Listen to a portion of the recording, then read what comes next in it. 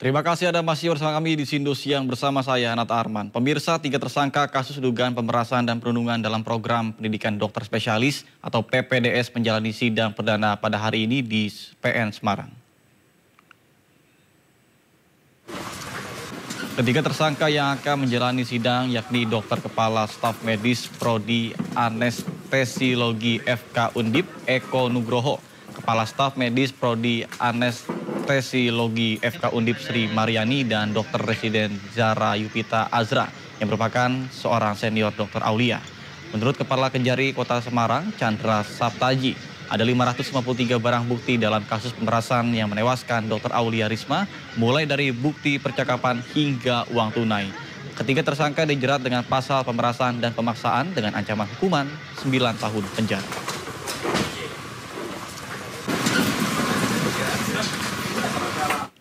Pemirsa, kasus perundungan terhadap Dr. Residen Universitas Diponegoro, Aulia Risma, menyita perhatian publik. Dr. Aulia Risma ditemukan meninggal dunia di kamar kosnya pada 12 Agustus 2024 karena diduga tidak tahan, dirundung, dan diperas oleh seniornya.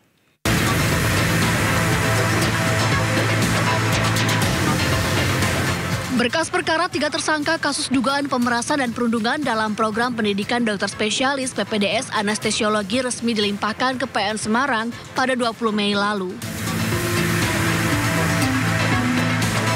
Mereka adalah Kepala Program Studi Anestesiologi Fakultas Kedokteran Undip, Dr. Taufik Eko Nugroho, Kepala Staf Medis Prodi Anestesiologi FK Undip Sri Mariani, dan Dr. Residen Zara Yupita yang merupakan senior Dr. Aulia Risma.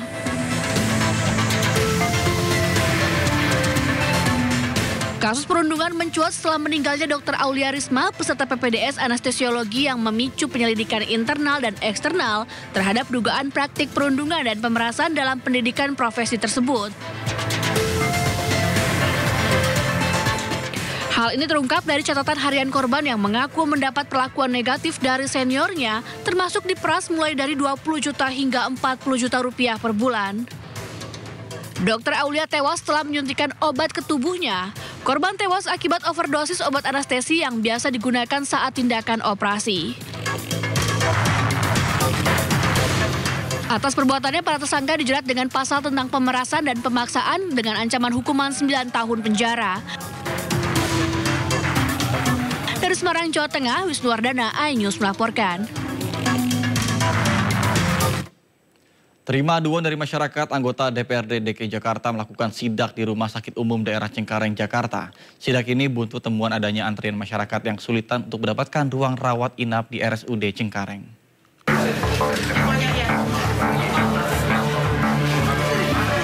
Anggota DPRD DKI Jakarta fraksi PDI Perjuangan Hardianto Kenneth mendatangi RSUD Cengkareng di Jakarta Barat. Sidak ini sontak membuat seluruh pegawai dan keamanan RSUD Cengkareng panik. Sidak ini merupakan buntut aduan masyarakat terkait antrian dan kesulitan untuk mendapatkan kamar rawat inap. Ia langsung memberikan teguran terhadap pimpinan dan manajemen Rumah Sakit Umum Daerah Cengkareng. Teguran ini ditanggapi dengan cepat oleh pihak rumah sakit dengan pembenahan sistem antrian dan pendaftaran dari ruang IGD hingga proses rawat inap bagi pasien di RSUD Cengkareng. Ya, saya minta dokter juga, nanti anak buah dokter juga harus cepat nih siap. Dalam penanganan gitu. Jadi jangan sampai ada warga yang menunggu terlalu lama, dok. Jangan sampai ada warga yang sakit berobat sini menunggu sampai berhari-hari. Depannya harus jadi bahan evaluasi. Tapi memang untuk beberapa pasien yang butuh ruangan seperti ICU, HCU itu yang waktu perawatannya untuk ICU lama, kita butuh manajemen yang lebih baik lagi. Hasil temuan dalam sidak ini diharapkan menjadi evaluasi bagi setiap rumah sakit di Jakarta untuk memaksimalkan pelayanan untuk masyarakat. Dari Jakarta, Miftahul Gani, iNews melaporkan. Pemirsa, tim pembela ulama dan aktivis menanggapi keputusan Bareskrim Polri soal dihentikannya penyelidikan ijazah Presiden ke-7 Republik Indonesia Joko Widodo. Mereka menolak putusan tersebut dan meminta gelar perkara khusus ke Bareskrim Polri.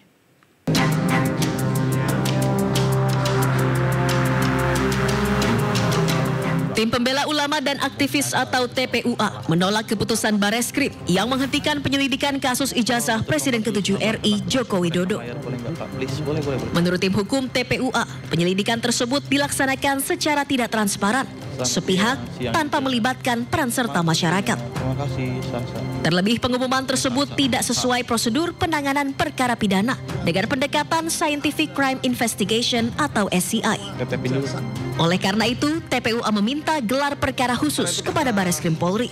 Pakar hukum. Pertama, bahwa tahapan, proses, dan prosedur penyelidikan perkara dugaan pidana pemalsuan ijazah Saudara Joko Widodo dilaksanakan secara tidak transparan, sepihak, tanpa melibatkan peran serta masyarakat. Padahal penyelidikan perkara dugaan pidana pemalsuan ijazah Saudara Joko Widodo bermula dari adanya aduan masyarakat atau DUMAS yang dilakukan oleh Dr. Egy Sujana SHMSI dari tim pembela ulama dan aktivis atau TPUA. Kedua, bahwa pengumuman hasil penyelidikan perkara dugaan pidana pemalsuan ijazah Saudara Joko Widodo yang pada pokoknya menyatakan ijazah yang dimiliki Saudara Joko Widodo identik dan penyelidikan perkara dugaan tidak pidana pemalsuan ijazah Saudara Joko Widodo dihentikan tidak sesuai dengan tahapan, proses, dan prosedur penanganan perkara pidana dengan pendekatan Scientific Crime Investigation atau SCI yang selama ini menjadi acuan Kapolri Jenderal Pol Listio Sigit Prabowo dalam menangani sejumlah perkara yang menyita perhatian publik. Sebelumnya Bareskrim Polri telah mengumumkan ijazah Jokowi asli dan penyelidikannya pun dihentikan. Dari Jakarta, Syahreza Zanski, Rizky Solehudin, iNews melaporkan. Sementara itu, pakar hukum tata negara Refli Harun menyebut salah satu syarat keaslian ijazah menurut penelitian harus memiliki kecocokan dari 3 contoh ijazah asli lainnya. Dia pada tahun 2021 pada saat COVID itu melakukan yang namanya semacam penelitian sekedar apa istilahnya image comparison. Dia orang percetakan, dia membandingkan antara 3 ijazah. Ijazah 100, ijazah 1115, ijazah 1117, dan ijazah 1120. Ijazah 1120 itu kita tahu diklaim punya Jokowi dan akhirnya Bareskrim mengatakan itulah 1120. Dia mengatakan hasilnya adalah 11, 15 dan 11, 17 itu identik. 11, saya ulangi ya, 11, 15 dan 11, 17 itu identik. Tetapi 11, 15 tidak identik dengan 11, 20. 11, 17 tidak identik dengan 11, 20. Jadi kawan-kawan semua, kalau temuan Bareskrim mengatakan bahwa dari 3 ijazah yang dibandingkan identik lalu kemudian mengarah kepada asli tidak asli, maka ada temuan sebelumnya bahkan 2021 yang mengatakan bahwa 1120 ijazah Jokowi itu tidak identik minimal dengan 2 ijazah yang diperbandingkan. Pertanyaannya adalah kalau misalnya sebuah ijazah itu dikeluarkan pada saat yang bersamaan sama-sama tertanggal 5 November ya 1985, maka secara teoritis harus identik semua. Tidak boleh ada yang berbeda. Jadi kalau ada yang berbeda, tentu ini menjadi sebuah pertanyaan. Nah itu saja yang ingin saya sampaikan. Mudah-mudahan ini bermanfaat.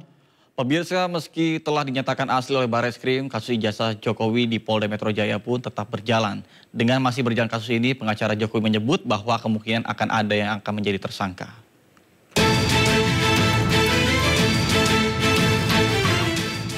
Polemik keaslian ijazah milik Joko Widodo memasuki babak baru. Bareskrim Mabes Polri telah menyatakan bahwa ijazah sarjana milik Jokowi dari Fakultas Kehutanan UGM adalah asli. Keaslian itu dibuktikan dari hasil uji laboratorium forensik dengan membandingkan ijazah Jokowi dengan teman kuliahnya. Yang diuji adalah semua ijazah asli, baik pembandingnya itu ijazah asli pada angkatan dan tahun yang sama seangkatan beliau, Pak Jokowi.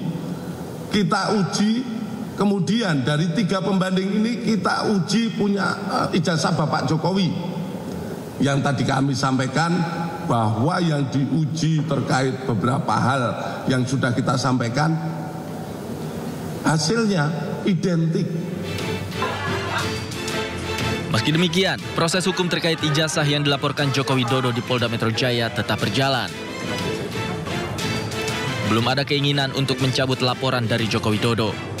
Jika kasusnya naik ke tahap penyidikan, maka bukan tidak mungkin akan ada tersangka yang ditetapkan. Ya, sejauh ini mengenai laporan yang kami ajukan di Polda Metro Jaya masih tetap berlanjut dan belum ada permintaan dari Pak Jokowi untuk mencabut atau menghentikan. Ya, pada intinya kami hanya menjalankan tugas pendampingan secara profesional. Di tengah banyaknya laporan terkait ijazah Joko Widodo, publik menanti akhir dari proses hukum yang saat ini tengah berjalan. Dari Jakarta, Tim Liputan iNews melaporkan. Pemirsa, di tengah isu ijazah palsu, mantan Presiden Jokowi mengaku dahulu nama aslinya adalah Mulyono sebelum berganti nama menjadi Joko Widodo. Namun Jokowi membantah juga bahwa kabar dirinya punya nama Purwoko saat masih kecil.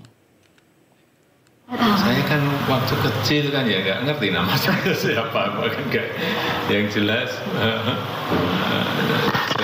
saya nama kecil saat itu Mulyono karena sakit-sakitan, itu pun diceritain oleh orang tua bahwa namanya dulu Mulyono, kemudian karena sakit-sakitan diganti menjadi Joko Widodo. Udah tahu saya. Umur berapa ini Pak? Nggak tahu juga, tapi sebelum SD lah. Sebelum SD. Kok bisa berganti Pak? Kok bisa berganti? Ditanya orang tua saya. Berarti yang Purwoko itu memang belum lalu Pak? Belum. Ya, pemirsa, tim pembela ulama dan aktivis menolak keputusan Bareskrim Polri soal dihentikannya penyelidikan ijazah Presiden ke-7 Republik Indonesia Joko Widodo. Pihak TPUA hari ini berencanakan melakukan atau mendatangi Bareskrim Mabes Polri agar penyidik melakukan gelar perkara khusus.